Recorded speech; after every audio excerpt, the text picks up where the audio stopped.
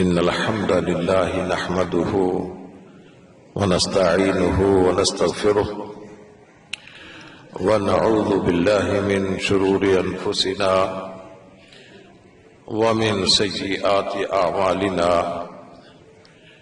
من يهده الله فلا مضل له ومن يضلله فلا هادي له وأشهد أن لا إله إلا الله وأشهد أن محمدا عبده ورسوله اللهم صل على محمد وعلى آل محمد كما صليت على إبراهيم وعلى آل إبراهيم إنك حميد مجيد اللهم بارك على محمد وعلى آل محمد كما باركت على إبراهيم وعلى آل إبراهيم إنك حميد مجيد أعوذ بالله السميع العليم من الشيطان الرجيم إنا أنزلنا إليك الكتاب بالحق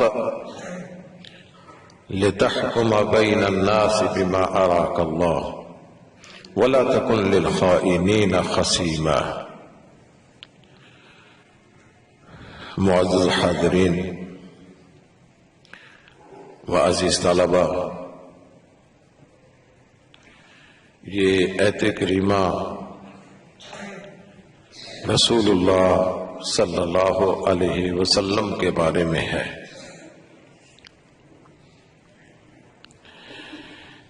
میں نے اس لیے تلاوت کی ہے کہ ہمیں یہ پتہ چلے کہ ہم نے دینی معلومات کہاں سے حاصل کرنی ہے اور ان کو حاصل کرنے کا کیا منہج ہے۔ اس آیت کریمہ میں اللہ تعالیٰ نے اپنے حبیب سے فرمایا ہے کہ انا انزلنا الیک الکتاب بالحق،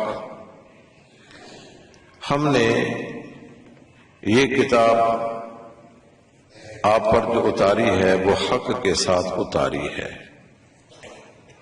اس میں باطل، خلاف واقعہ، جھوٹ اس کی کوئی آمیزش نہیں ہے، صاف صاف حق پر مبنی یہ کتاب ہے۔ یہ کیوں اتاری ہے؟ لِتَحْكُمَ بَيْنَ النَّاسِ بِالْحَقِّ، تاکہ آپ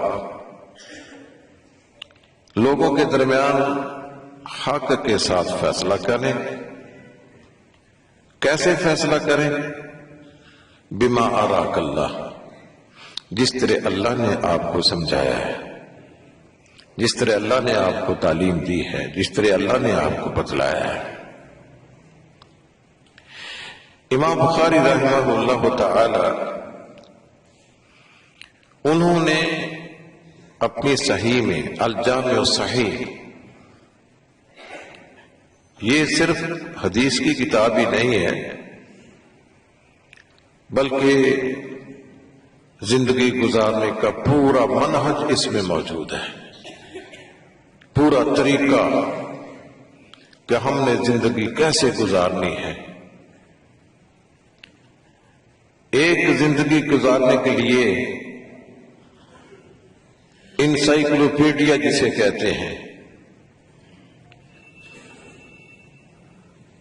اس میں آپ نے کتاب الاعتصام بالکتاب والسنہ، بخاری کے آخر میں انہوں نے ایک بڑا عنوان قائم کیا ہے کہ کتاب و سنت کے ساتھ تمسک کرنا۔ اس میں ایک ذیلی عنوان قائم کیا ہے، وہ یہ ہے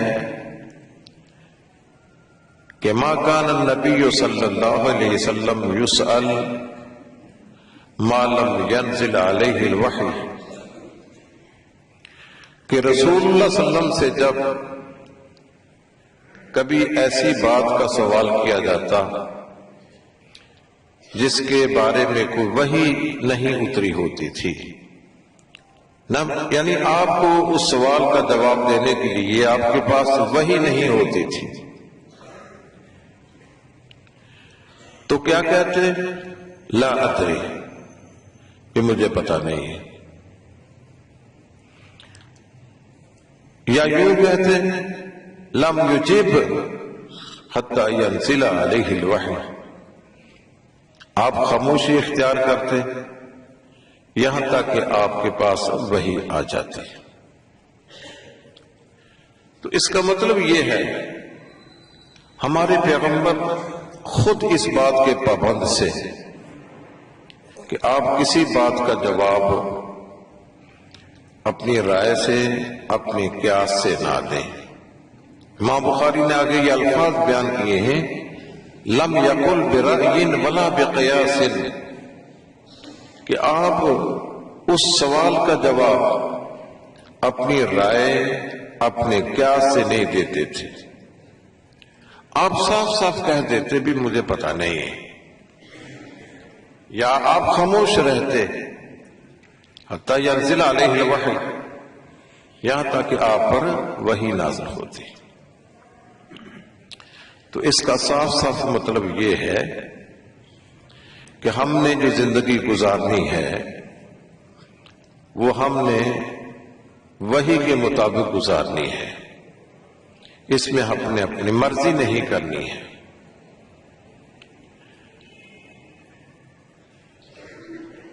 صحابہ کرام رضوان اللہ تعالی علیہم اجمعین، وہ بھی اگر انہیں کسی بات کا علم نہ ہوتا تو وہ رسول اللہ صلی اللہ علیہ وسلم کے پاس آتے اور آ کر سوال کرتے، وحی کی روشنی میں وہ اپنی زندگی گزارتے تھے۔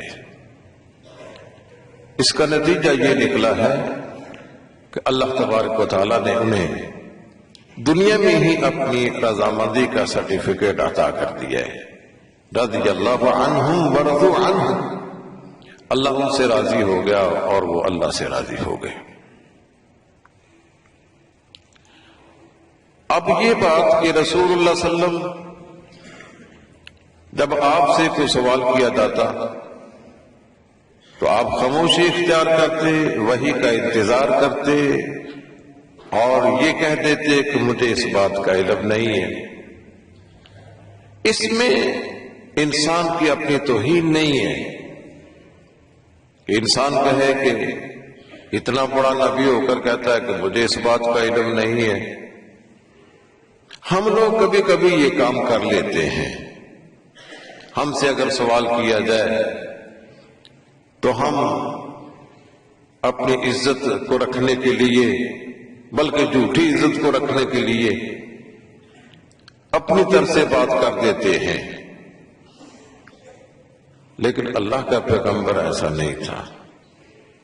سیدنا جابر بن عبداللہ رضی اللہ تعالی عنہ بیان کرتے ہیں، میں ایک دفعہ بیمار ہوا تو رسول اللہ صلی اللہ علیہ وسلم اور سیدنا ابو بکر رضی اللہ تعالی عنہ میری تیمارداری کرنے کے لیے پیدل تشریف لائے۔ جب میرے پاس آئے نا تو میں بیماری کی تاب نہ لا کر بے ہوش ہو گیا۔ رسول اللہ صلی اللہ علیہ وسلم نے وضو کیا اور وضو کا پانی مجھ پر چھڑکا تو مجھے ہوش آ گیا۔ میں نے یہ سوال کر دیا، یا رسول اللہ انا صاحب مال، میں مالدار آدمی ہوں۔ اللہ اکبر۔ حضرت جابر رضی اللہ تعالیٰ عنہ بڑے غریب آدمی تھے، پہلے بڑے ہی غریب آدمی تھے۔ ان کے باپ جب فوت ہوئے ہیں نا تو بیٹے کو بلایا، جی اکلوتا ہی بیٹا تھا ان کا، 9 بہنیں تھیں اور 1 بھائی۔ جنگ احد پہ جانے سے پہلے اپنے بیٹے کو بلایا، بیٹا میں تجھے 2 باتیں کہنا چاہتا ہوں۔ ایک یہ ہے کہ میرے ذمہ قرضہ ہے، تم نے اس قرضے کو اتارنا ہے۔ اور دوسری یہ بات تیری 9 بہنیں ہیں، تم نے ان کا خیال رکھنا ہے۔ بس میں تجھے 2 ہی باتیں کہنے لگا ہوں۔ جنگ احد میں شہید ہو گئے، اور شہید بھی اس طرح ہوئے کہ کفار نے آپ کی شکل کو بگاڑ دیا۔ حضرت جابر بن عبداللہ کو جب پتہ چلا کہ میرے باپ شہید ہو چکے ہیں تو گئے باپ کا چہرہ دیکھنے کے لیے۔ باپ کا چہرہ دیکھا، اپنے آپ پر نہ کنٹرول نہ کر سکے، رونے لگے، آنسو بہانے لگے۔ رسول اللہ صلی اللہ علیہ وسلم نے فرمایا جابر تم کیوں روتے ہو؟ آج سے پہلے اللہ تعالیٰ نے کبھی کسی بندہ بشر سے براہ راست گفتگو نہیں کی ہے، اور تیرے باپ سے اللہ نے براہ راست گفتگو کی ہے۔ اتنا بڑا اعزاز ہے تیرے باپ کا، تو روتا کیوں ہے؟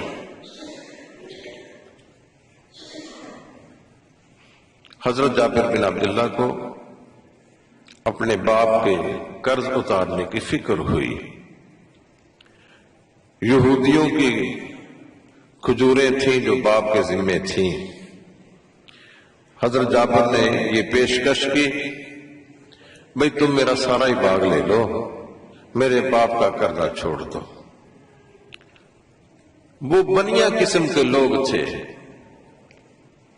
ان کو اس بات کا علم ہوا کہ باغ میں کھجوریں تھوڑی ہیں اور قرضہ زیادہ ہے، وہ اس بات پر آمادہ نہ ہوئے۔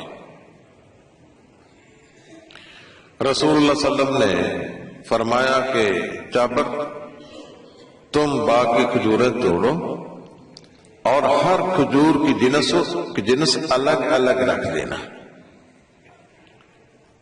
رسول اللہ صلی اللہ علیہ وسلم صبح آئے اور کھجوروں کے ڈیروں کا چکر لگایا، ایک ڈیری پر بیٹھ گئے اور ان کو کھجوریں دینا شروع کر دیں۔ جابر بن عبداللہ کہتے ہیں چھوٹی سی ایک ڈیری تھی جس پر آپ بیٹھے تھے، وہ یہودیوں کا سارا قرضہ اتر گیا، وہ ڈیری اسی طرح تھی۔ اگر باقی ڈیریاں بھی اپنی جگہ پہ ابھی پڑی، لیکن ایک ہی ڈیری سے وہ قرضہ ادا ہو گیا۔ حضرت جابر بڑے خوش کہ میرے باپ کا قرضہ اتر گیا۔ مجھے سب سے زیادہ فکر اسی بات کی تھی کہ میرے باپ کا قرضہ اتر جائے۔ رسول اللہ صلی اللہ علیہ وسلم نے فرمایا کہ جاؤ عمر رضی اللہ تعالی عنہ کو بتلاؤ، وہ تیری قرضے کے بارے میں بڑے فکر مند تھے، اس کو بھی بتا دیا۔ حضرت جابر گئے ان کو بتلانے کے لیے۔ حضرت عمر کہنے لگے جابر مجھے تو اسی وقت پتا چل گیا تھا جب اللہ کے رسول نے کھجور کی ڈھیری پر چکر لگایا تھا کہ اب اللہ خیر و برکت فرمائے گا۔ تو یہ غربت کے ایام انہوں نے دیکھے تھے۔ اور بہنوں کا خیال کیسے رکھا ہے؟ آج ہم لوگ تو اپنی بہنوں کا خیال نہیں رکھتے ہیں، بلکہ باپ اپنی بیٹیوں کا خیال نہیں رکھتا۔ صحیح بات تو یہ ہے کہ ہم اپنی بیٹیوں اپنی بہنوں کا کوئی خیال نہیں رکھتے۔ جنگ تبوک سے واپس آئے تو یہ جلدی جلدی نہ اپنی سواری کو آگے آگے لے آئے۔ جابر جلدی کیا پڑی ہے تجھے؟ یا رسول اللہ جب جنگ تبوک پہ جا رہے تھے نا اس وقت میری تازہ شادی ہوئی تھی، اس لیے میں نے تیزی سے اپنے گھر جانا چاہتا ہوں۔ آپ نے فرمایا کہ شادی کر لی ہے، کیا کنواری سے کی ہے یا بیوہ سے کی ہے؟ یا رسول اللہ میں نے بیوہ سے کی ہے۔ آپ نے فرمایا کسی کنواری سے شادی کرتے وہ تو اس سے خوش طبی کرتی تو اس سے خوش طبی کرتا؟ یا رسول اللہ میرے باپ جب فوت ہوئے ہیں نا اس کی 9 بیٹیاں تھیں، میری 9 بہنیں ہیں، اگر میں کوئی کنواری لڑکی اپنے گھر لے آتا، وہ الڑ سی لڑکی جس کو کوئی پتہ ہی نہیں ہے کہ گھر کو کیسے سنبھالنا ہے، تو وہ میری بہنوں کی تربیت کیا کرتی؟ میں نے تو اپنے بہنوں کی تربیت کے لیے میں نے یہ اپنے جذبات کی قربانی دی ہے کہ ایک بیوہ سے شادی کی ہے تاکہ وہ تجربہ کار قسم کی گھریلو عورت میری بہنوں کی تربیت تو کرے گی نا۔ آپ نے پھر مجھے نا شاباش دی کہ ٹھیک تو نے کیا ہے۔ یہ تھا حضرت جابر رضی اللہ تعالی عنہ کا اپنے باپ کی وصیت پر عمل کرنا۔ تو میں نے بات یہاں سے شروع کی تھی کہ حضرت جابر رضی اللہ تعالیٰ عنہ بڑے غریب تھے اور رسول اللہ صلی اللہ علیہ وسلم ہیلے بہانوں سے اس کا تعاون بھی کرتے تھے۔ جنگ تبوک سے واپس آئے تو ان کا اونٹ بڑا ہی کمزور، وہ بیٹھ گیا، یا رسول اللہ اونٹ چلتا نہیں۔ آپ نے اپنی صوفی سینے کہ اس کو کچوکا لگایا، وہ اتنا تیز دوڑا کہ جابر اس کو لگام کھینچتا کہ اللہ کے نبی کی اونٹنی سے آگے نہ نکل جائے۔ اچھا جابر تو مجھے بیچ دو۔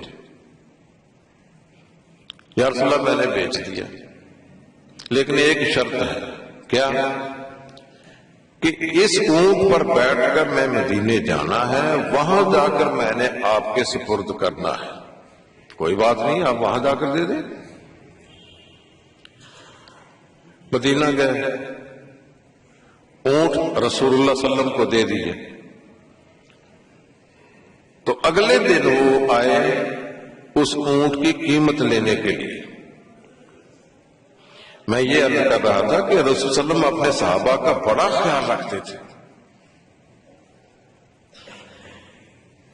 قیمت لینے کے لیے آئے، بلال کو کہا بلال جتنی چاندی اس کی اونٹ کی قیمت کی بنتی ہے نا وہ اور اس سے زیادہ دینا، زن و ارجح، وزن کر کے اور قیمت سے زیادہ اس کو دینا۔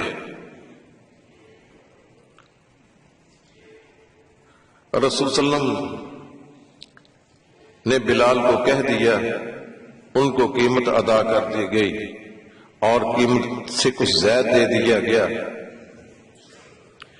آپ نے فرمایا جابر یہ اونٹ بھی لے جاؤ اور پیسے بھی لے جاؤ۔ اس طرح رسول اللہ صلی اللہ علیہ وسلم نے اپنے صحابہ کا تعاون کیا کرتے تھے، خاص طور پر ان صحابہ کا جو غریب آتے تھے۔ سیدہ فاطمہ جو آپ کے لخت جگر ہیں، شادی ہوگی حضرت علی رضی اللہ تعالیٰ عنہ سے۔ ولیمے کے لیے کیا ہوا؟ ہم لوگ تو ولیمہ کھلا کر لوگوں کی جیبیں پہاڑ ڈالتے ہیں۔ وہ میرج ہال کے آگے آدمی بٹھا دیتے جو کھانا کھا کے جاتے ہیں نا، ان کو جیبوں کو ہلکا کرتے ہیں۔ کوئی غریب آدمی کسی کے ولیمے پر جاتا ہی نہیں ہے کہ میں جاؤں تو کیا لے کر جاؤں، کتنا دوں کتنا نہ دوں۔ ہم نے بہت غلط قسم کی رسمیں ادا کر رکھی ہیں۔ اگر کسی نے کسی کا تعاون کرنا ہے، یہ کوئی تعاون کا ذریعہ نہیں ہے، یہ تو جیبوں سے پیسہ کھینچنے کا طریقہ ہے۔ حضرت علی رضی اللہ تعالیٰ عنہ کا ولیمہ، سعد بن ابی وقاص کہتے ہیں علیہ کبشن، میں مینڈا ذبح کر کے لاتا ہوں۔ ایک انصاری صحابی کہتے ہیں کہ میں آٹا لے کر آتا ہوں، ایک صحابی کہتے ہیں کہ میں چاول لے کر آتا ہوں۔ یہ ہے تعاون۔ ولیمے پر تعاون کیا جاتا ہے، نہ کہ ولیمے پر لوگوں کی جیبوں سے پیسے کھینچے جاتے ہیں۔ رسول اللہ صلی اللہ علیہ وسلم جنگ تبوک جنگ خیبر سے واپس آ رہے تھے، سیدہ صفیہ رضی اللہ تعالی عنہ سے شادی کی، تو ان کا ولیمہ کیا کیا؟ فرمایا آپ نے کہ ایک دسترخوان زمین پر بچھا دو۔ صحابہ سے فرمایا جس کے پاس کوئی بچا کھچا کھانا ہے نا، زیادہ راہ سفر کے دوران وہ کھانے کے لیے گھر سے چیزیں لے کر آئے ہو، وہ اس دسترخوان پر بکھیر۔ اور کسی نے کھجوریں بکھیر دی، کسی نے پنیر بکھیر دیا، کسی نے زیتون کا تیل لا دیا، کسی نے گھی لا دیا۔ ہاں جی ولیمۃ صفیہ رضی اللہ، یہ ولیمہ ہے۔ تو میں یہ عرض کر رہا تھا کہ حضرت جابر رضی اللہ تعالی عنہ یہ غریب اور رسول صلی اللہ علیہ وسلم ان کا تعاون کرتے ہیں بہانوں سے، ہیلوں سے۔ حضرت جابر کہتے ہیں کہ جو چاندی کا ٹکڑا آپ نے زیادہ دیا تھا نا، وہ میں نے ایک تھیلی میں ڈال کر رکھ لیا، وہ برکت کے طور پر۔ تو تھیلی کے اندر میں جو چیز ڈالتا نا، وہ اس اضافے کی وجہ سے وہ ختم ہونے کو نہیں آتا تھا۔ وہ جب ہرا مدینہ میں ایک دفعہ کچھ لوگوں نے بغاوت کر دی تھی وقت کی حکومت کے خلاف، اس وقت ایک واقعہ ہرا ہوا ہے۔ کہتے ہیں کہ اس وقت جو لوٹ کھسوٹ ہوئی نا، تو میری تھیلی سے کسی نے وہ اضافہ بھی نکال لیا، اس وقت میں اس سے محروم ہوا۔ تو حضرت جابر رضی اللہ تعالیٰ عنہ کہتے ہیں کہ میں بیمار ہو گیا تو میں رسول اللہ صلی اللہ علیہ وسلم سے عرض کیا، یا رسول اللہ انا صاحب مال، میں مالدار ہوں، فکیف اصنع بمالی، میں اس مال کا کیا کروں؟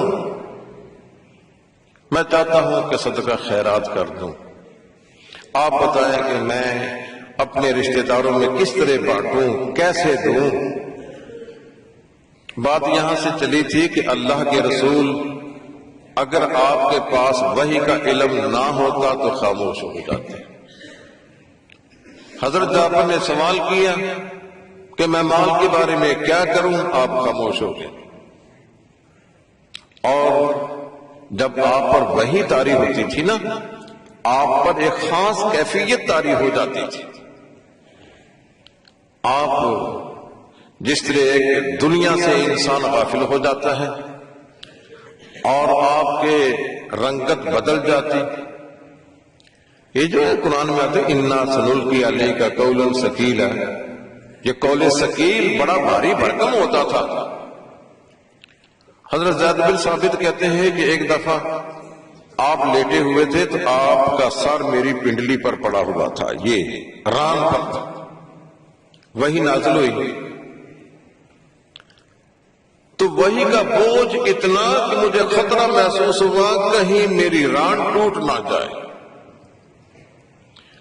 اور اسی طرح ایک صحابی کہتے ہیں کہ میں نے دیکھا آپ اونٹنی پر سوار تھے، جب آپ پر وحی آئی تو اونٹنی آپ اس وحی کی تاب نہ لا کر زمین پر بیٹھ گئی اور اپنی گردن کو زمین پر بچھا دیا۔ تو یہ وحی کی کیفیت اتنی سخت ہوتی تھی۔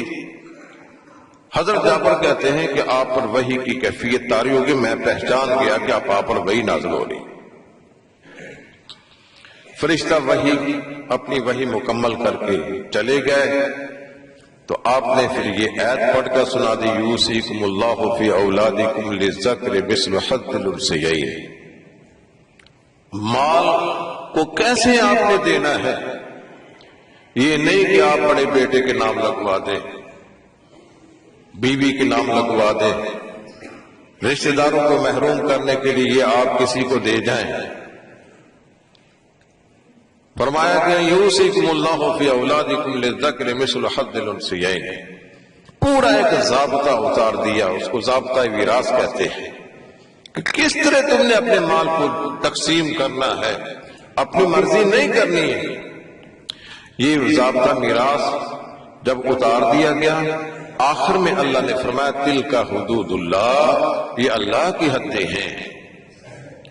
ومن یطع اللہ ورسولہ، جو ان کی حدوں کی پاسداری کرے گا نا، یدخلہ جنات تجری من تحتہا الانہار، اللہ ان کو سدا بہار باغات میں داخل کر دے گا، اس میں ہمیشہ ہمیشہ کے لیے انہوں نے رہنا ہے۔ اور جو وَمَن يَعْصِ اللَّهَ وَرَسُولَهُ وَيَتَعَدَّ حُدُودَهُ، جس نے اللہ کی نافرمانی کی، حدوں کو تجاوز کیا، حدوں کو توڑا، ضابطہ میراث کے مطابق اپنی جائیداد کو تقسیم نہ کیا، فرمایا کیا ہوگا اس کے لیے؟ فرمایا وَمَن يَعْصِ اللَّهَ وَرَسُولَهُ وَيَتَعَدَّ حُدُودَهُ يُدْخِلْهُ نَارًا خَالِدًا فِيهَا، اللہ اس کو بھڑکتی ہوئی آگ میں داخل کرے گا جس میں ہمیشہ ہمیشہ کی اس میں رہنا ہے۔ تو یہ میں عرض کر رہا تھا کہ خود رسول اللہ صلی اللہ علیہ وسلم کا یہ منہج تھا، طریقہ تھا کہ اگر آپ سے کوئی سوال کیا جاتا جس کا جواب آپ کو وحی سے نہ ملتا تو آپ خاموش رہتے۔ سیدنا عبداللہ بن مسعود رضی اللہ تعالیٰ عنہ کہتے ہیں ایک دفعہ ہم مدینہ سے باہر گئے تو رستے میں یہودیوں کی ایک جماعت سے ہمارا ٹکراؤ ہو گیا۔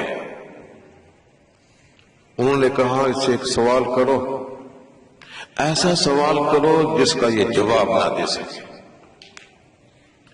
ایک بڑا پرانا بوڑھا کھوسٹ بڑا کہا قسم کا آدمی، اس نے کہا کہ اس کو نہ روح کے بارے میں پوچھو کہ روح کیا ہے، روح کسے کہتے ہیں؟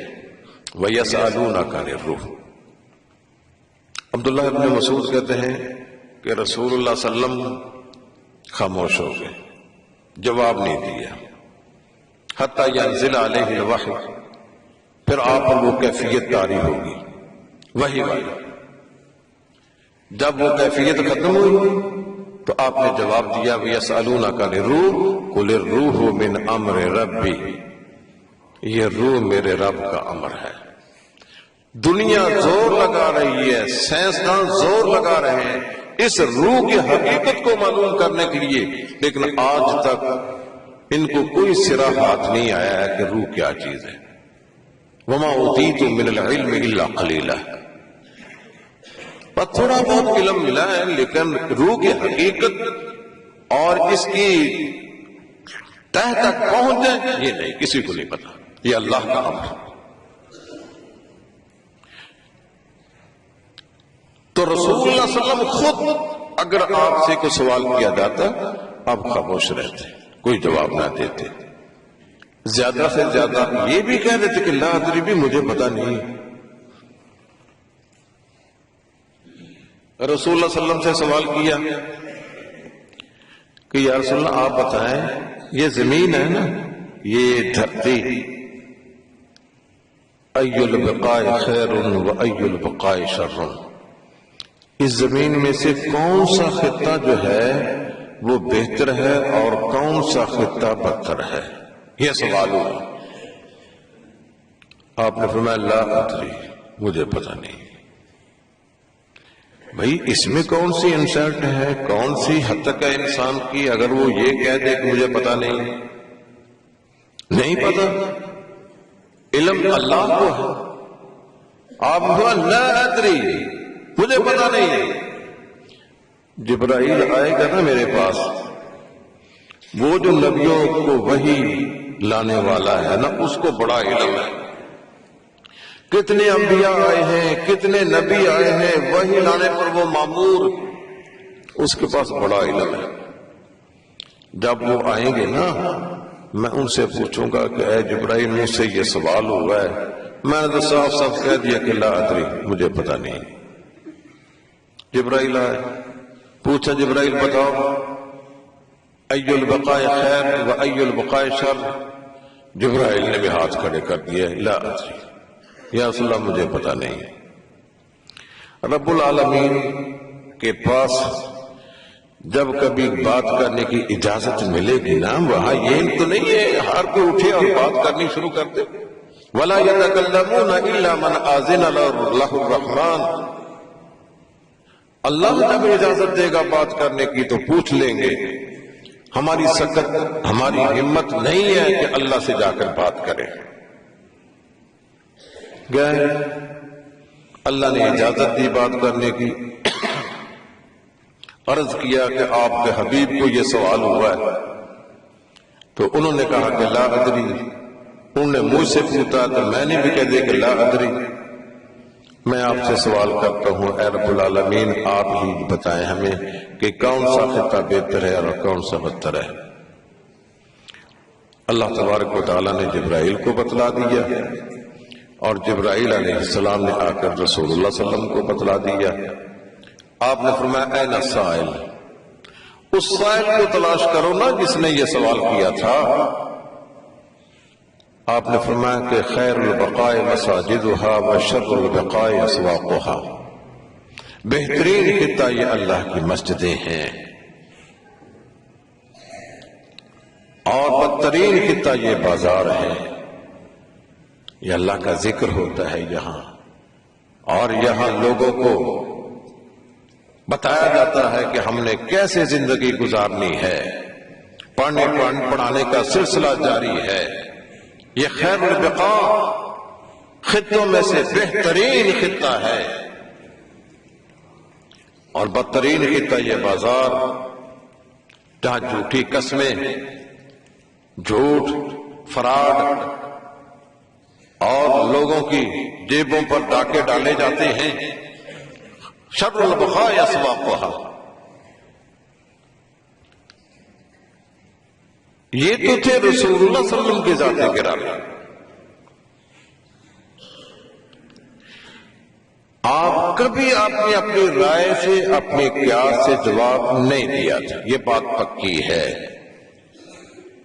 اب آتے ہیں ہم صحابہ کرام کی طرف، جن کی رسول اللہ صلی اللہ علیہ وسلم نے تربیت کی تھی۔ ان کو بھی اگر کسی بات کا علم نہ ہوتا تو وہ پوچھتے بھئی اس کا جواب کیا ہے؟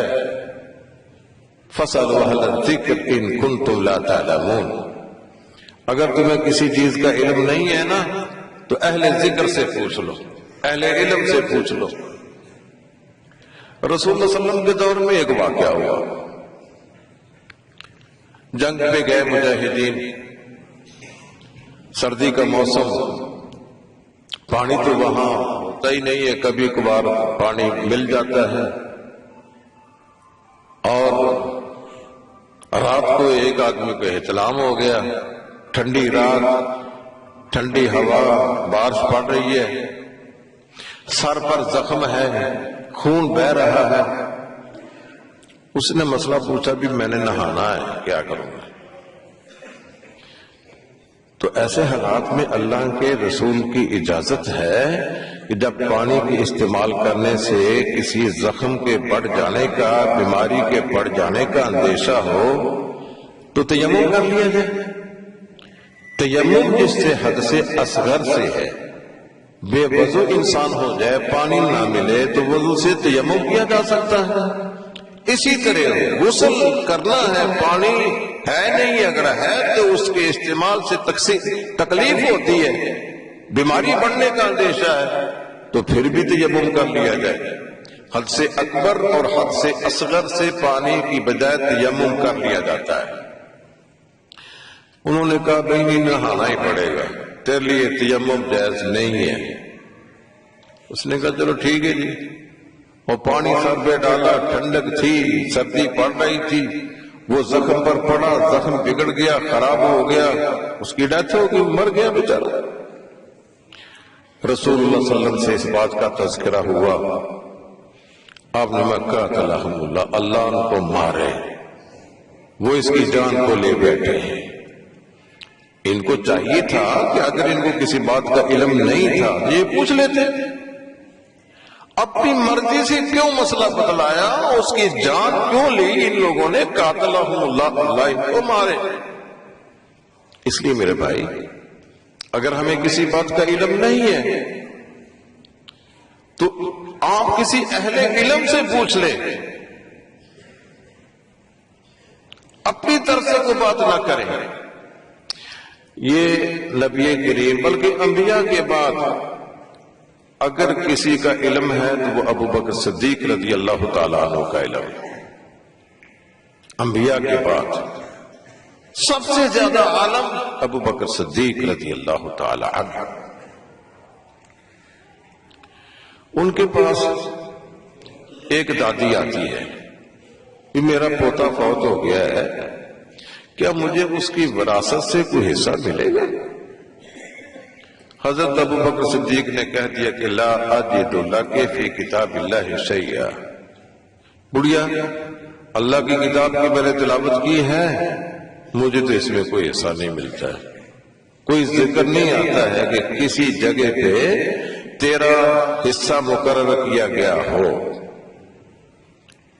البتہ میں نے اہل علم سے پوچھتا، معلوم کرتے ہیں، معلوم کیا، پتہ کیا تو نا ایک چھوٹے سے صحابی ہے محمد بن مسلمہ، وہ کہنے لگے مجھے پتا ہے اللہ کے رسول نے دادی کو چھٹا حصہ دیا تھا۔ وہ چھوٹے سے صحابی کو تو پتا چل گیا، لیکن ابو بکر صدیق اس علم سے محروم ہے۔ لیکن اس محرومی کو دور کرنے کے لیے اپنی عزت کا مسئلہ نہیں بنایا ہے، پوچھا ہے اہل علم سے۔ پھر آپ نے اس گڑیا کو بلایا، کہا کہ مجھے اس وقت علم نہیں تھا جب میں نے تجھ سے بات کی تھی، اب مجھے اللہ کے رسول کی حدیث مل چکی ہے، اللہ کے حدیث کا حوالہ مل چکا ہے، تجھے جائیداد سے چھٹا حصہ ملے گا۔ سیدنا عمر فاروق رضی اللہ تعالی عنہ، ان کو اللہ نے بڑا علم دیا۔ رسول اللہ صلی اللہ علیہ وسلم ایک دفعہ دودھ پی رہے ہیں اور دودھ پیتے ہیں، اتنا پیا کہ آپ کے ناخنوں سے دودھ بہنے لگا، تو کچھ دودھ بچ گیا، وہ دودھ آپ نے حضرت عمر رضی اللہ تعالیٰ عنہ کو دے دیا۔ صحابہ نے پوچھا فما اولتہ یا رسول اللہ، اس خواب کی تعبیر کیا ہے جو آپ نے دودھ پیا، بچا ہوا دودھ عمر کو دے دیا؟ فرمایا کہ اس کی تعبیر علم ہے کہ عمر کو اللہ کے رسول کا علم، یہ اللہ کے رسول نے اپنی شریعت کا علم ان کو دیا ہے، بڑے عالم۔ خیر یہ ایک الگ موضوع ہے، اتنے بڑے عالم ہونے کے باوجود ایک دفعہ حضرت حذیفہ بن یمان سے کہتے ہیں، حذیفہ تو اللہ کے رسول کا رازدان ہے، ان کو کہتے تھے سر رسول اللہ صلی اللہ علیہ وسلم، یہ اللہ کے رسول کے رازدان تھے۔ نبی کریم نے نا ان کو مدینہ میں رہنے والے منافقین کی فہرست بتا دی کہ فلاں فلاں منافق ہے۔ ایک قیامت تک آنے والے شر پسند عناصر کی تعداد کتنی ہے اور کون کون سے نام بنام حضرت حذیفہ کو بتلا دیے تھے۔ یہ حضرت حذیفہ نبی کریم کے رازدان، حضرت عمر رضی اللہ تعالی عنہ اتنے بڑے عالم ہونے کے باوجود حضرت حذیفہ سے پوچھتے ہیں حذیفہ اور مجھے بھی وہ لسٹ دکھاؤ نا جہاں منافقین کے نام لکھے ہوئے ہیں۔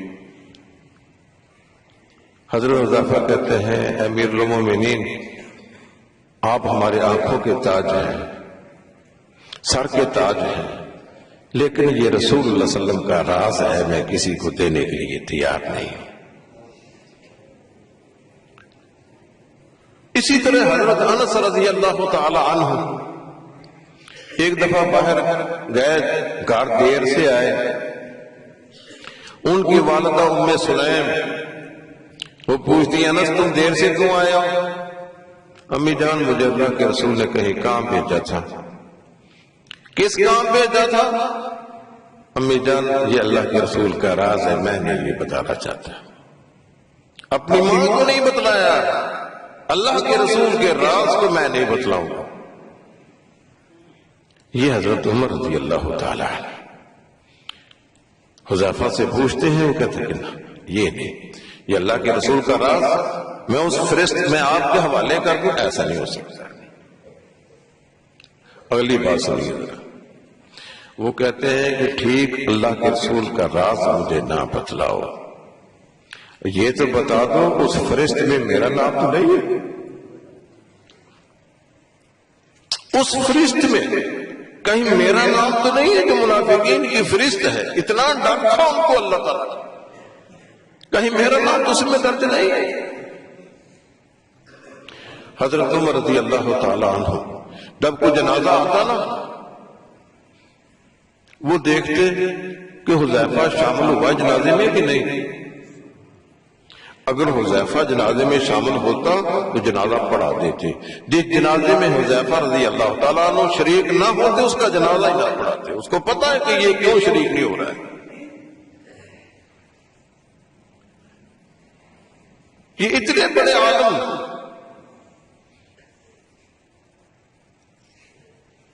ایک دفعہ حضرت ابو موسیٰ اشعری ان کے گھر گئے، دروازہ کھٹکھٹایا، ایک دفعہ، دوسری دفعہ، تیسری دفعہ، آواز دی السلام علیکم. استیزان گھر میں جانے کا طریقہ یہ ہے کہ استیزان ایک طرف کھڑے ہو کر نا اجازت مانگی جائے کہ میں گھر آ سکتا ہوں، سلام کہا جائے، اجازت مانگی جائے، اپنا تعارف کرایا جائے. 2 دفعہ 3 دفعہ دروازہ کھٹکھٹایا، جواب نہ آیا، چلے گئے.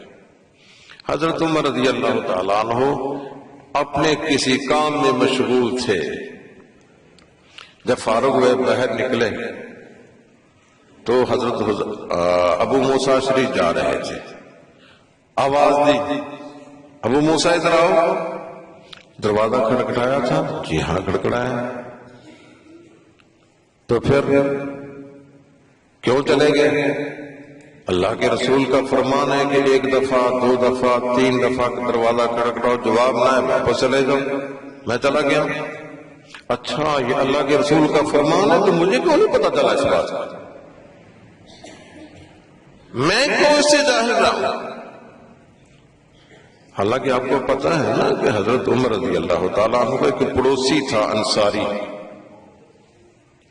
ان دونوں نے باری مقرر کر رکھی تھی کہ ایک دن تو نے اللہ کے رسول کے مجلس میں جانا ہے، صبح سے لے کر شام تک مجلس میں رہنا ہے، جو دین کی باتیں بتائیں نا اپنے دل میں اس کو یاد رکھنا ہے، رات کو آ کر مجھے بتانا ہے.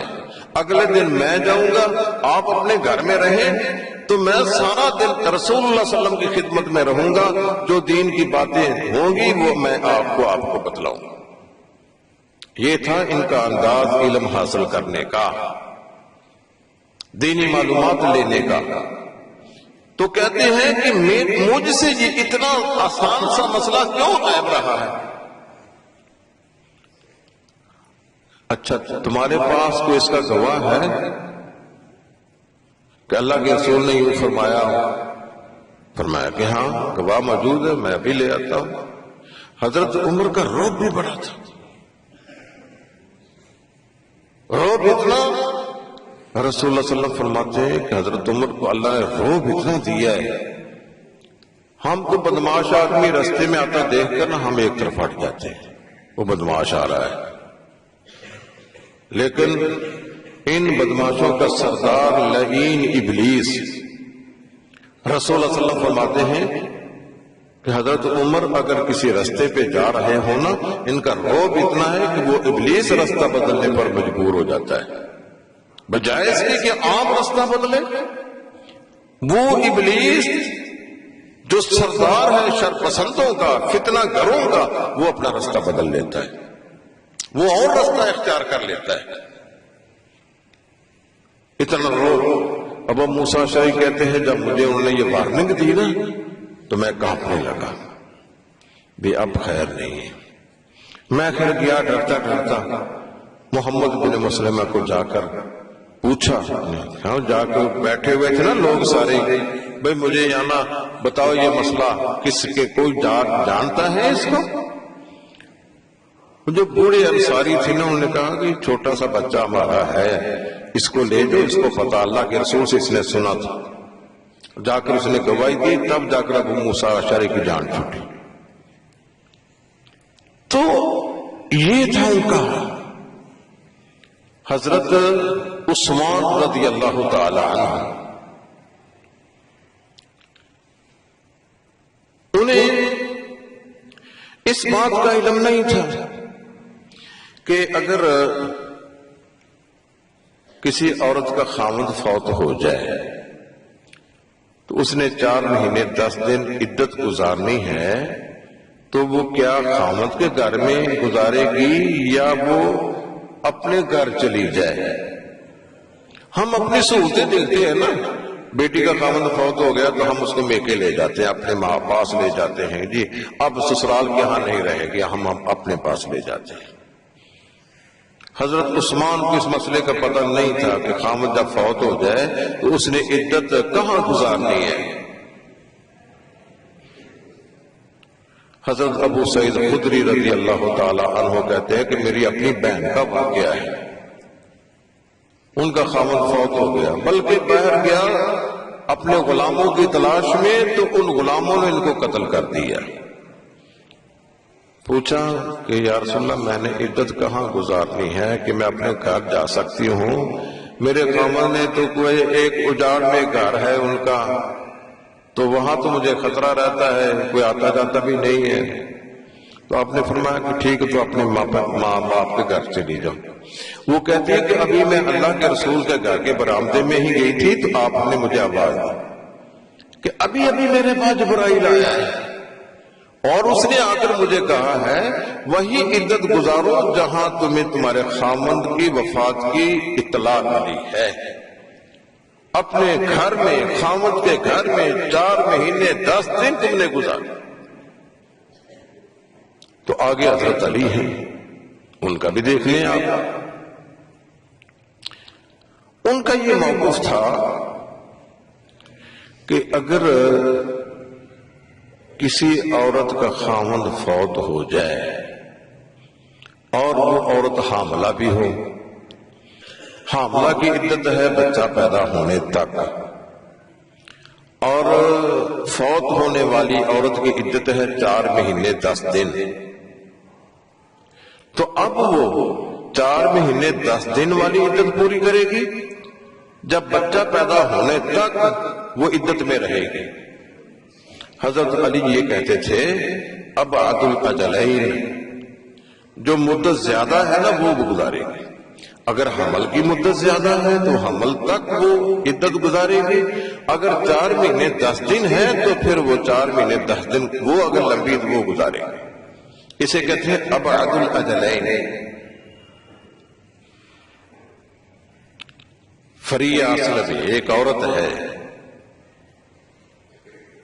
اس نے کہا میں خود صاحب واقعہ ہوں، جب میرا خامد فوت ہوا تو میں حمل سے تھی، ابھی چند دن گزرے تھے کہ بچہ پیدا ہو گیا، تو رسول اللہ صلی اللہ علیہ وسلم نے فرمایا تیری عدت ختم ہو چکی ہے، تو نے وضع حمل کر دیا ہے، عدت ختم ہو چکی ہے۔ حضرت علی کو پتا نہیں تھا تو یہ عورت نے ان کو مسئلہ بتلایا۔ صحابہ کرام کا بھی یہی انداز تھا۔ یہ حضرت عبداللہ بن مسعود رضی اللہ تعالیٰ عنہ، یہ کوفہ کی مسجد ہے، وہاں یہ بہت بڑے عالم تھے، مفتی تھے یہ عبداللہ بن مسعود، یہ کوئی عام قسم کے آدمی نہیں ہے، اور صحابہ کرام کہتے ہیں کہ ہمیں مدت تک پتہ نہیں چلا کہ یہ رسول اللہ صلی اللہ علیہ وسلم کے گھر کے آدمی ہیں یا باہر کے آدمی، کثرت سے آپ کی آمد و رفت رہتی تھی اللہ کے رسول کے گھر میں۔ ان کی کوفہ کی جامع مسجد میں ایک وفد آیا، ایک قبیلے والے آئے، ایک مسئلہ پوچھا ان سے کہ ہماری بیٹی کا نکاح ہوا تھا، اور نکاح ہوا تھا ابھی رخصتی نہیں ہوئی تھی، نکاح کے بعد رخصتی نہیں ہوئی تھی تو خامد فوت ہو گیا۔ اب مسئلہ یہ ہے کیا وہ ہماری لڑکی عدت گزارے گی یا نہیں گزارے گی؟ ایک بات، کیا اس کو حق مار ملے گا یا نہیں ملے گا؟ دوسری بات، کیا وہ وراثت سے حصہ پائے گی یا نہیں پائے گی؟ یہ تیسری بات۔ یہ مسئلہ عبداللہ بن مسعود سے پوچھا۔ اگر نکاح ہونے کے بعد طلاق مل جائے نا تو اس عورت پر کوئی عدت نہیں ہوتی ہے، یہ قرآن کا مسئلہ ہے۔ وَإِن طَلَّقْتُمُوهُنَّ مِن قَبْلِ أَن تَمَسُّوهُنَّ فَمَا لَكُمْ عَلَيْهِنَّ مِنْ عِدَّةٍ۔ حق مار کا بھی اسی طرح ہے کہ رخصتی نہیں ہوئی ہے، زیادہ سے زیادہ آدھا حق مار اس کو مل جاتا ہے، پورا حق مار نہیں ملتا۔ تو یہ فوت ہونے والا جو ہے اس کے بارے میں مسئلہ ہے۔ حضرت عبداللہ ابن مسعود نے کہا کہ مجھے پتہ نہیں ہے، صاف سی بات ہے، میں تمہیں اپنی طرف سے بات کر کے میں اپنی آخرت نہیں خراب کرنا چاہتا ہوں، مجھے پتہ نہیں، مجھے نا 1 مہینے کی مہلت دو، 1 مہینہ، وہ 1 مہینہ آتے جاتے رہے پتہ کرنے کے لیے۔ عبداللہ بن مسعود کہتے ہیں دیکھو بھائی، میں نے بڑی کوشش کی ہے اس مسئلے کو پتہ کرنے کے لیے کہ مجھے کوئی حدیث مل جائے، اللہ کے رسول کا فرمان مل جائے، مجھے نہیں مل سکا ہے۔ اب میں تمہیں ایک بات اپنی طرف سے کرنے لگا ہوں، لیکن اس بات کی میں وضاحت کر دوں، اگر وہ بات صحیح ہے تو یہ میرے اللہ کی عطا ہے، اگر یہ بات غلط ہے منی و من الشیطان اللہ و رسولہ منہ بریٰ، اگر بات غلط ہو تو میرا قصور ہے، اللہ اور اللہ کا رسول اس سے بری ہے۔ یہ وضاحت کر دی پہلے، تو مسئلہ کیا بدلا ہے؟ اس عورت کو عدت گزارنا پڑے گی 4 ماہ 10 دن، جس کا نکاح تو ہوا، رخصتی نہیں ہوئی، خاوند فوت ہو گیا، اس کے ذمہ عدت ہے 4 ماہ 10 دن کی، اور اس کو حق مار بھی پورا ملے گا، آدھا نہیں، پورا حق مارے سے، اور اسے خاوند کی جائیداد سے وراثت بھی ملے گی۔ 3 باتیں۔ پھر آپ مدینہ آئے، یہ مسئلہ بتلانے کے بعد نا کوفہ سے مدینہ آئے، آپ وہاں کوفہ میں گورنر تھے، مدینہ آئے، مدینہ جو اہل علم کا گڑھ تھا، وہاں صحابہ کرام رہتے تھے، تو ان سے کہا بھائی میں ایک مسئلہ بتلا کے آ گیا ہوں، میرے ذہن میں کھٹک ہے، میرا ضمیر مطمئن نہیں ہے، اب تم بتاؤ۔ وہاں اسلمی قبیلے کا ایک آدمی وہ کھڑا ہوا، وہ کہنے لگا یہ ہمارے گھر کا مسئلہ، بروا بنت واشق ہماری بیٹی تھی، ہم نے بیٹی کا نکاح کیا اور بیٹی کی رخصتی کرنے سے پہلے خاوند فوت ہو گیا۔ عبداللہ بن مسعود، جو تو نے فیصلہ کیا یہی فیصلہ رسول اللہ صلی اللہ علیہ وسلم نے کیا تھا۔ ففرح عبداللہ بن مسعود فرحا شدیدا، عبداللہ بن مسعود بڑا خوش ہوئے، یا اللہ تیرا شکر ہے، اس عاجز بندے کی بات، اس کی لاج تو رکھ لی، میری بات رسول اللہ صلی اللہ علیہ وسلم کی بات کے مطابق نکلی ہے۔ یا ابو ہریرہ کو آپ لوگ جانتے ہیں، انہوں نے رسول اللہ صلی اللہ علیہ وسلم کی رفاقت میں 2.5-3 سال گزارے ہیں۔ وہ فرماتے ہیں کہ میرا حافظہ اتنا تیز نہیں تھا، بات کرتا بھول جاتا، میں نے کہا یا رسول اللہ میرے ذہن کی گرفت اتنی مضبوط نہیں ہے، میرے لیے آپ دعا کر دیں۔ کہتے ہیں کہ اللہ کے رسول نے فرمایا یہ زمین پر چادر بچھاؤ، اور آپ نے چادر پر کچھ پڑا، فرمایا چادر کو اکٹھی کر لو، اکٹھی کر کے سینے سے لگا لو۔ ابو ہریرہ کہتے ہیں کہ میں چادر کو سینے سے لگایا، میرا حافظہ اتنا مضبوط ہو گیا، جو بھولی بسری باتیں تھی نا وہ بھی میری ذہن کی گرفت میں آ گئی، اتنا حافظہ میرا تیز ہو گیا۔ یہ وہ ابو ہریرہ ہے، اور اس ابو ہریرہ کو راوی اسلام کہتے ہیں۔ دن رات اس بندے نے وقف کر دیا تھا رسول اللہ صلی اللہ علیہ وسلم کی احادیث کو پڑھنے پڑھانے کے لیے۔ لوگ کہتے تھے ابو ہریرہ بڑی حدیثیں بیان کرتا ہے، کہتے کیوں نہ کروں، انصار وہ اپنی کھیتی باڑی میں لگے رہتے تھے، مہاجرین اپنے کاروبار میں لگے رہتے تھے، ابو ہریرہ کو وہ کام ہی نہیں تھا، دن رات اللہ کے رسول کے پاس رہتے تھے تاکہ کوئی ایسی بات جو آپ فرمائیں وہ ابو ہریرہ اس کو نہ معلوم کر سکے۔ اتنے بڑے عالم حدیث کے، وہ مسئلہ بیان کرتے ہیں کہ جو آدمی صبح سحری کے ٹائم اٹھے نا اور اس کو جنابت کا غسل کرنا ہے تو جب تک غسل نہ کر لے وہ روزہ نہ رکھے. یہ مسئلہ بڑے شد و مد سے بیان کرتے تھے کہ جنابت کی حالت میں روزہ نہیں رکھا جا سکتا، جب تک غسل نہ کرے وہ روزہ نہ رکھے. مروان بن حکم اس نے کہا کہ ابو ہریرہ اتنی شد و مد سے اس مسئلے کی تبلیغ کرتے ہیں، اس کی تحقیق تو ہونی چاہیے، اس کی جستجو تو ہونی چاہیے. انہوں نے 2 آدمی مقرر کیے. یہ گھر کا مسئلہ ہے، اندرونی مسئلہ ہے، یہ باہر کے آدمی کو یہ پتہ نہیں ہوگا. ایک آدمی کو بھیجا ام سلمہ رضی اللہ تعالی عنہا کے پاس اور دوسرے کو بھیجا سیدہ عائشہ رضی اللہ تعالی عنہا کے پاس کہ تم پتہ کر کے آؤ، اس مسئلے کی تحقیق کر کے آؤ. ام سلمہ کے پاس وہ شخص گئے، جا کر پوچھا اماں جان یہ مسئلہ ہمیں درپیش ہے، آپ بتا سکتے ہیں کہ رسول اللہ صلی اللہ علیہ وسلم کو جب جنابت کی حالت ہوتی، ٹائم تھوڑا ہوتا تو آپ روزہ رکھ لیتے، بعد میں نہاتے تھے یا نہانے کے بعد روزہ رکھتے تھے؟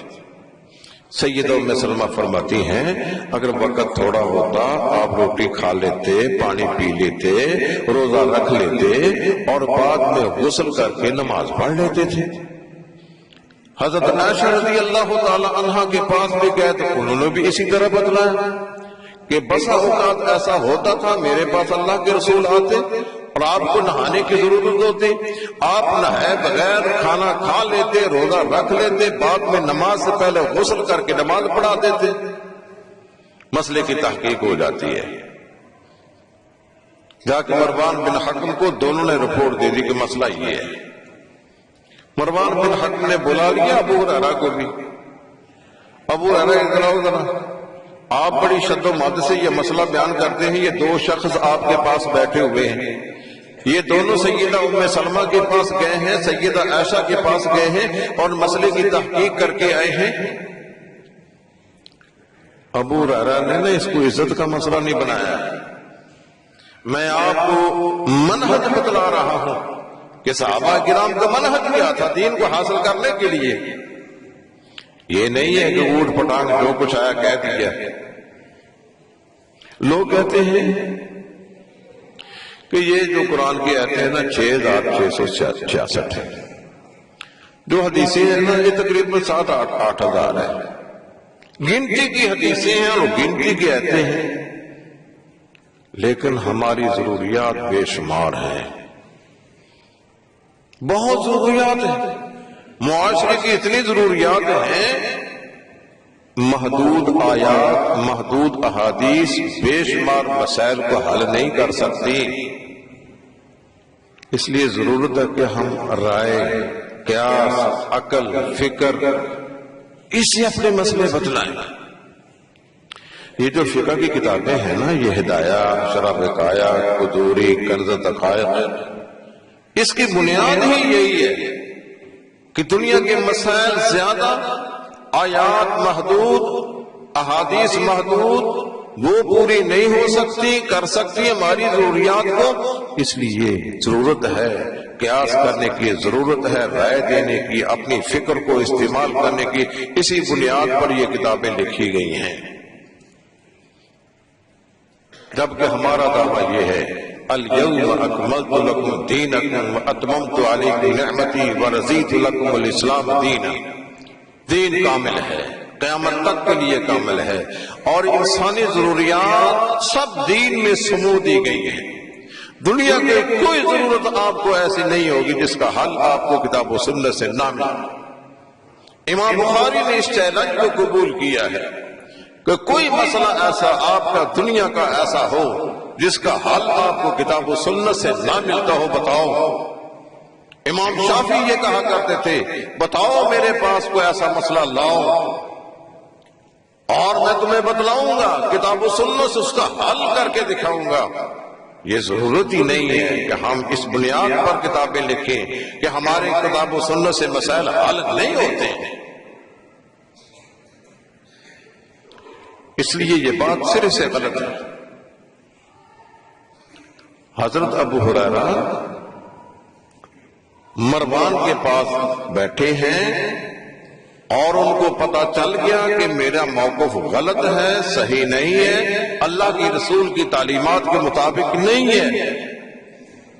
وہ کہتے ہیں ما سمعت هذا من رسول اللہ صلی اللہ علیہ وسلم، میں نے یہ بات براہ راست اللہ کے رسول سے نہیں سنی تھی۔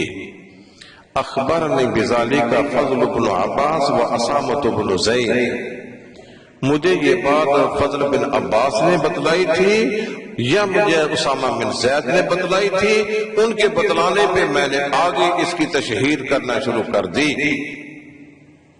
میرے پاس اللہ کے رسول کی کوئی حدیث نہ تھی، اب چونکہ اللہ کے رسول کی حدیث میرے پاس آ چکی ہے۔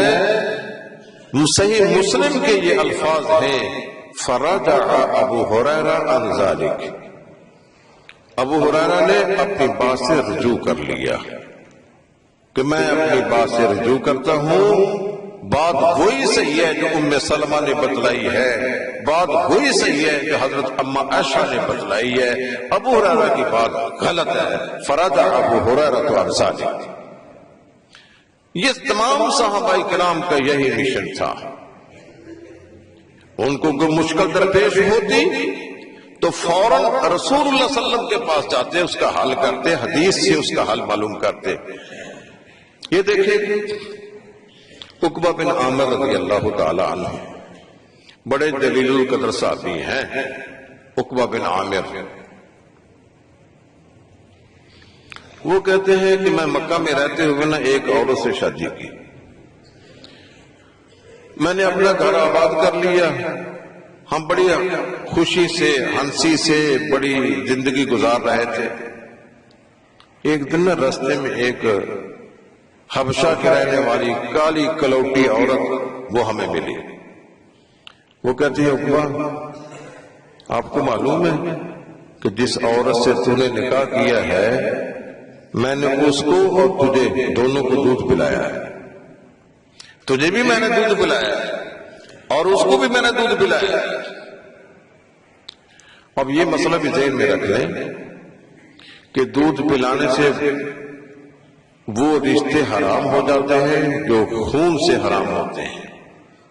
جس طرح خونی ماں کا رشتہ حرام ہے، اس طرح دودھ والی ماں کا رشتہ بھی حرام ہے۔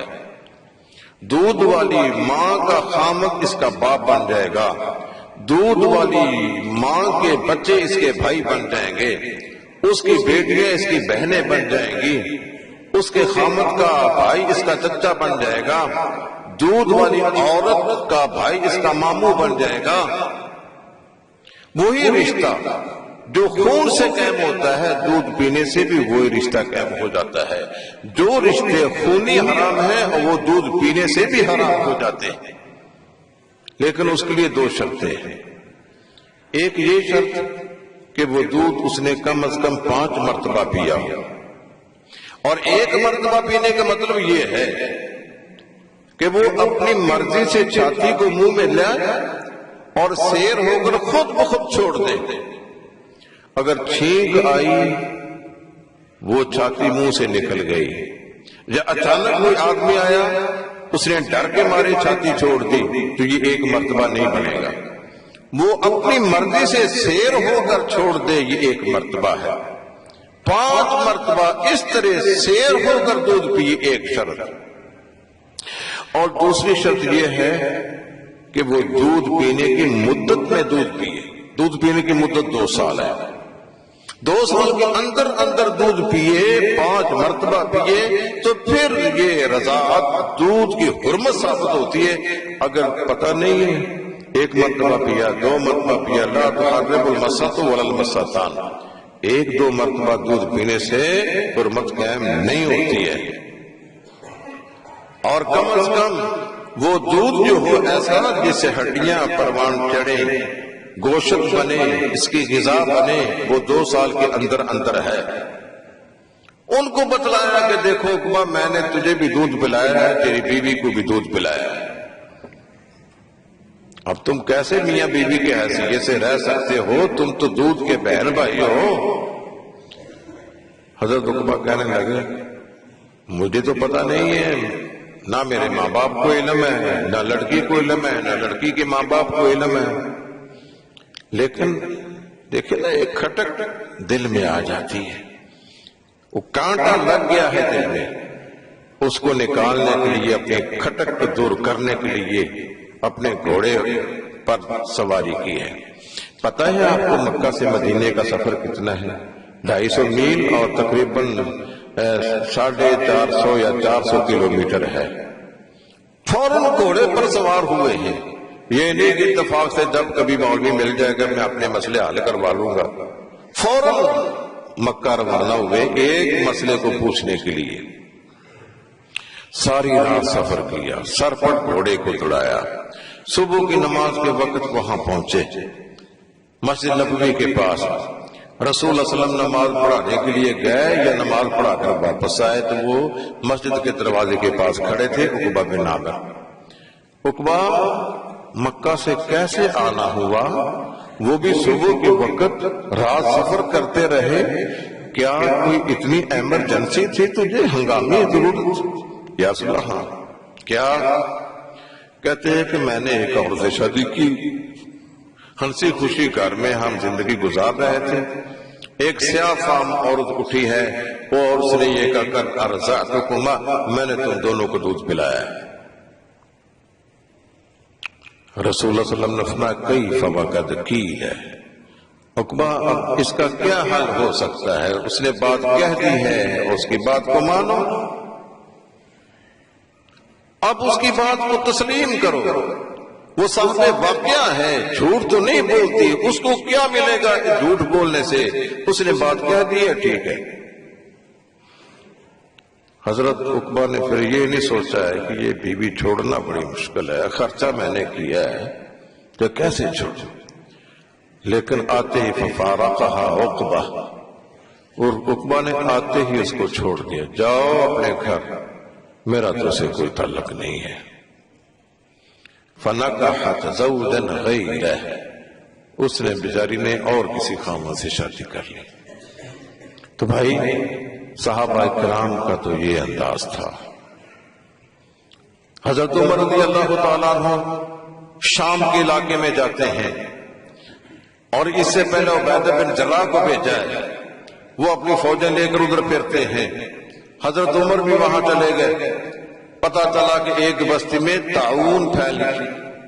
طاعون کی مرض ایک بغل پہ پھوڑا سا نکلتا ہے، وہ پھوڑا اتنا زہریلا ہوتا ہے وہ دنوں کے اندر ہی سارے جسم میں پھیل جاتا ہے، کینسر کی طرح، وہ آدمی نہیں بچتا ہے۔ تو اب فرمایا کہ اس شام کے علاقے سے پہلے ایک بستی آتی ہے، وہاں طاعون کی مرض پھیلی ہوئی ہے۔ حضرت عمر نے بلایا مہاجرین کو، بتاؤ بھی آپ جانا ہے یا نہیں جانا ہے؟ کچھ کہتے ہیں کہ جی ہم نکلے ہیں اللہ کی راہ میں جہاد کرنے کی نیت سے، ہم نے جانا ہے۔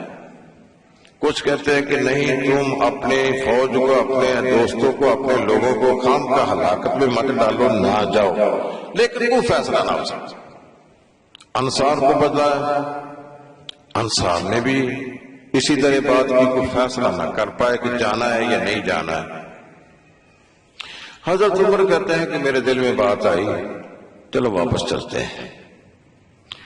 تو عبیدہ بن جراح جو فوجوں کے کمانڈر تھے نا، وہ کہنے لگے آپ اللہ کی تقدیر سے بھاگتے ہیں؟ فرمایا کہ ہاں، ہم اللہ کی تقدیر سے اللہ کی تقدیر کی طرف بھاگتے ہیں، وہ بھی اللہ کی تقدیر ہے، ادھر بھی اللہ کی تقدیر ہے۔ اتنے میں عبد الرحمن ابن عوف وہاں آ گئے، وہ اس وقت موجود نہیں تھی، تو عبد الرحمن ابن عوف نے نا مسئلہ حدیث کا بیان کر دیا۔ اے امیر المومنین، میں نے رسول اللہ صلی اللہ علیہ وسلم کی زبان اطہر سے یہ بات سنی ہے کہ جس بستی میں طاعون کی مرض پھیل جائے وہاں کے لوگ باہر نہ نکلیں اور باہر والے وہاں نہ جائیں۔ کہتے الحمدللہ عمر، تیری لاج اللہ نے رکھ لی، ہم تو جا ہی رہے تھے، اب فیصلہ ہمارا پکا ہے، اللہ کے رسول کی حدیث آ چکی ہے، اس بستی میں طاعون پھوٹ پڑی ہے اور طاعون کے اندر ہم باہر کے رہنے والے ہم وہاں نہیں جائیں گے اور وہاں کے لوگ باہر نہیں آئیں گے۔ تو یہی صحابہ کا منہج تھا۔ تو میرے بھائیوں، میرے عزیز دوستوں اور بزرگوں، ہمیں اسی قسم کے منہج کو لے کر چلنا ہے۔ ہم اہل حدیث ہیں اور اہل حدیث ہونے کے ناطے سے اپنے گھروں کے اندر بھی اسی منہج کو رائج کریں، اور جب آپ سے کوئی مسئلے مسائل کی کو ڈسکس ہوتی ہے اس وقت بھی اسی منہج کو سامنے رکھیں۔ حضرت اسماء بنت ابی بکر کہتی ہیں کہ رسول اللہ صلی اللہ علیہ وسلم نے فرمایا، قبر کے اندر جب سوال کیا جائے گا نا، ماذا تقول فی ھذا الرجل، اور تیرا اس آدمی کے بارے میں کیا خیال تھا، تو جو مومن آدمی کہے گا ھذا محمد، یہ آدمی محمد ہے صلی اللہ علیہ وسلم، رسول اللہ ہے، جو اللہ کے رسول ہیں، جاءنا بالبینات والہدی، وہ ہماری طرف کھلی کھلی دلیلیں، ہدایت کی باتیں لے کر آئے، فآمنا بہ، ہم نے اس کو مانا، وصدقناہ، ہم نے اس کی تصدیق کی، وسمعناہ، ہم نے اس کو سنا، وعملنا بہ، ہم نے اس پر عمل کیا۔ یہ ہے مسلمان کا منہج کہ اللہ کے رسول کی جب حدیث آ جائے پھر سب کچھ چھوڑ دیں، اس پر عمل کرنے کی فکر کر لیں۔ اللہ تبارک و تعالیٰ سے دعا کیجیے کہ اللہ ہمیں اس منہج کو اختیار کرنے کی توفیق عطا فرمائے، رسول اللہ صلی اللہ علیہ وسلم کی احادیث پر ہمیں عمل کرنے کی توفیق عطا فرمائے۔ وَأَقُولُ قَوْلِي هَذَا وَآخِرُ دَعْوَانَا الْحَمْدُ لِلَّهِ رَبِّ الْعَالَمِينَ۔